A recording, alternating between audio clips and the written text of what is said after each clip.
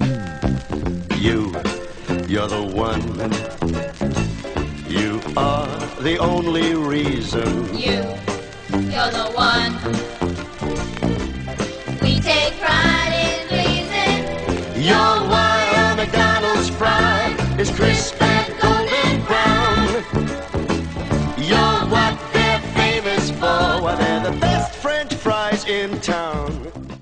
McDonald's, an empire that has changed the culture of modern civilization. But how did this revolutionary enterprise come to be? This can be accredited to Ray Kroc's strong vision and determination. Through hard work, he would turn a simple burger shack into the largest chain of restaurants in the world. At McDonald's, we do it all for you. We do it all At for McDonald's, we do it all for you. Born in 1902, Raymond Kroc was immediately fascinated by this new age of entrepreneurship, led by the works of William Durant and Henry Ford. Kroc pushed himself into this new age when at 17 he dropped out of high school and became a paper cup salesman. Opportunity soon knocked when he met a man named Earl Prince who had invented the 5-spindle multi-mixer. Ray convinced Earl to give him exclusive marketing rights for the mixer and successfully sold it all over the country for the next 15 years. As Kroc continued this business, he noticed that one restaurant, owned by the McDonald brothers, was purchasing large quantities of his multi-mixer. In 1954, Kroc ventured out to California to see the restaurant that needed the power of 8 multi-mixers.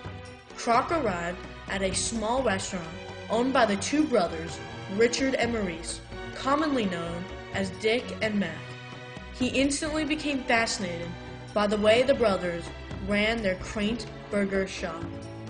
Kroc could not help to notice its uniqueness compared to the other restaurants of its time. McDonald's was self-service, had no indoor seating, and a limited menu of cheeseburgers, hamburgers, fries, drinks, and milkshakes, all of which were produced in an assembly line fashion, which allowed customers to place orders and receive their meals in less than a minute. Kroc knew the financial possibilities of having hundreds of these restaurants around the country could give him and the brothers both a large income. When Kroc approached the brothers with the new idea, they replied, "Who could we get to open them for us?" Kroc readily responded, "Well, what about me?" The McDonald's brothers agreed and gave Kroc the exclusive marketing rights to sell the McDonald's method around the country. Well, I said, why don't you get somebody to do it? They said, well, we don't know anybody who want to do it. I said, well, how about me? He said, do you want to bother with it? I said, sure. In April of 1955, Kroc opened his first McDonald's, which he kept meticulously clean and efficient. Kroc later became famous for telling his employees, "If you have time to lean, you have time to clean." Kroc used this restaurant as a showcase for selling more McDonald's franchises across the country. After every franchise Kroc sold, he would collect 1.9% of the gross sales, and from that, he would give the McDonald brothers 0.5%. In only his first year of business, Kroc sold 18 franchises, but was still barely making enough money to cover his own expenses. Kroc realized that in his haste to acquire the rights to the McDonald's methods, he had made the brothers a deal that they couldn't refuse. But unfortunately, it was also a deal in which Kroc couldn't make any money. It was not a very good contract from Ray's vantage point. The McDonald brothers made a lot of money for doing nothing, and Ray made very little for doing everything. Kroc soon met a man named Harry Sonnenberg. Harry was a financial genius who showed Kroc an alternative way of making money that did not involve the act of selling hamburgers. Under Sonnenberg's plan, Kroc set up a company that would purchase or lease the land on which all McDonald's restaurants would be located. Franchisees then paid Kroc a monthly rental for the land, or a percentage of their sales, whichever one being greater. By owning the land the franchises were built on, rather than just the franchises themselves, Kroc was guaranteed a profit, regardless of how the actual restaurant did. With this new system of leasing land, Kroc was finally able to fulfill his goal of opening 1,000 McDonald's from coast to coast. Kroc continued to want to veer away from the McDonald brothers' original ways.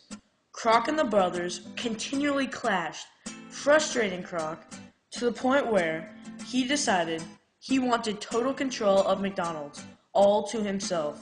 In 1961, Kroc bought out the brothers for $2.7 million, present day $19 million. Kroc thought the agreement included the original McDonald's restaurant in San Bernardino, California, but the brothers insisted it did not. Kroc became infuriated by this and told a longtime employee, "I'm not normally a vindictive man, but this time I'm going to get those sons of bitches." And Kroc knew just how to do it. Since the McDonald's brothers no longer had the rights to their own name, they were forced to rename the restaurant The Big M. Kroc then put his plan into action, opening a brand new McDonald's 1 block away, and thus quickly putting the Big M out of business. With the McDonald's brothers now out of his way, Kroc could now run McDonald's as he wished. By 1965, Kroc had opened more than 700 restaurants in 44 states, and in April of that year, McDonald's became the first fast food company to go public.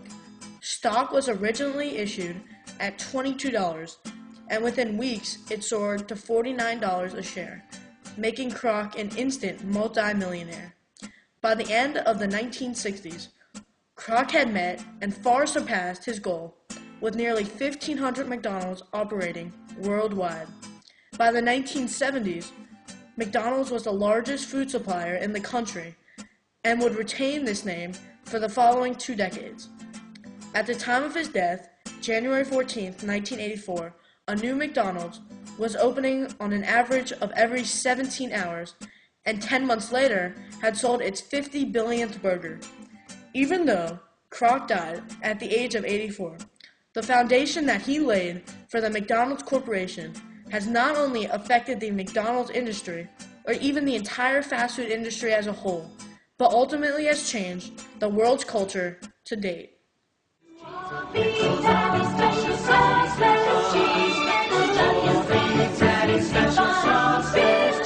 It's a good time for the great taste of McDonald's.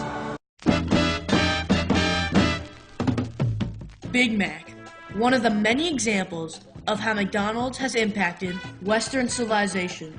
Every person in America has eaten there. In fact, 1 out of every 8 people can say that they have worked there.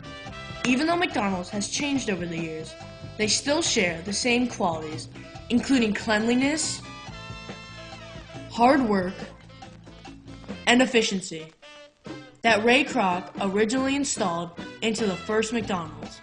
With over 30,000 restaurants in over 120 countries, Kroc has truly changed how people eat today. Kroc also impacted the world by his idea to franchise. Now there are thousands of franchises throughout the world, all based on the same idea that Kroc originally founded. You know, the impact of Ray Kroc will be felt in the McDonald's organization forever. His core values of quality, service, and cleanliness live on today. His values of giving back to the community live on today. And his competitive nature lives on today.